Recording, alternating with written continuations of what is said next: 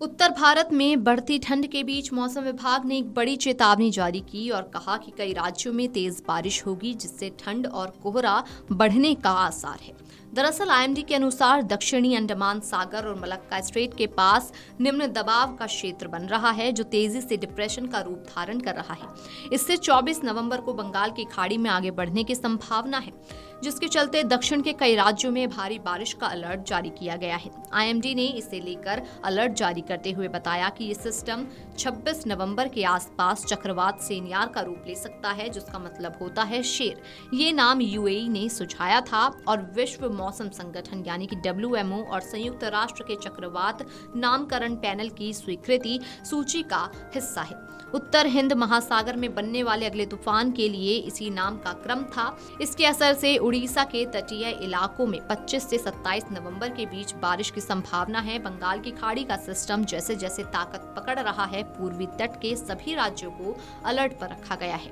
मौसम विभाग ने कहा कि अगले 48 घंटों में स्थिति और स्पष्ट होगी और उसके बाद संभावित चक्रवात मार्ग और प्रभाव पर विस्तृत चेतावनियां जारी की जाएंगी। आशंका है कि इस दौरान 100 किलोमीटर प्रति घंटे की तूफानी हवाएं भारी तबाही मचा सकती हैं। आईएमडी के अनुसार पश्चिमी की तरफ बढ़ते हुए ये डिप्रेशन और भी मजबूत हो सकता है। इससे बंगाल की खाड़ी में चक्रवात की स्थिति बनेगी और कई राज्यों में भारी बारिश देखने को मिल सकती है। 25 से 27 नवंबर के बीच उड़ीसा के कुछ तटीय जिलों में भारी बारिश की संभावना है। ये कम दबाव के क्षेत्र में तब्दील हो जाएगा और बाद में दक्षिण मध्य बंगाल की खाड़ी यानी कि BOB के ऊपर एक चक्रवाती तूफान में तब्दील होगा। मौसम विभाग के अनुसार एक भीषण चक्रवाती तूफान में तब्दील होने के बाद ये पूर्वी तट की ओर बढ़ सकता है। इससे 27 से 29 नवंबर 2025 के बीच तमिलनाडु, आंध्र प्रदेश और उड़ीसा में भारी बारिश होने की संभावना है।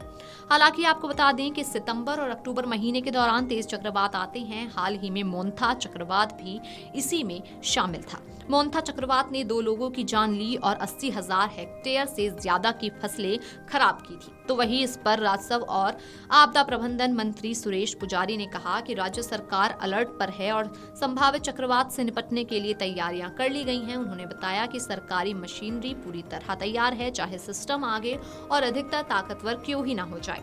ये सिस्टम सबसे पहले अंडमान और निकोबार द्वीप समूह पर प्रभाव डालेगा। इसकी वजह से 26 नवंबर तक द्वीपों पर भारी से बहुत भारी बारिश होने की संभावना जताई गई है। निकोबार क्षेत्र में 24 से 25 नवंबर को बारिश चरम पर रहने का अनुमान है। हवा की रफ्तार 35 से 45 किलोमीटर प्रति घंटे से शुरू होकर 55 किलोमीटर प्रति घंटा तक जा सकती है। 25 नवंबर को गति बढ़कर लगभग 65 किलोमीटर प्रति घंटा होने की आशंका जताई गई है। Video desk amarujala.com। अगर आप ये वीडियो YouTube पर देख रहे हैं तो हमारे चैनल को सब्सक्राइब कर बेल आइकन दबाएं और Facebook पर देख रहे हैं तो हमारे पेज को लाइक करें।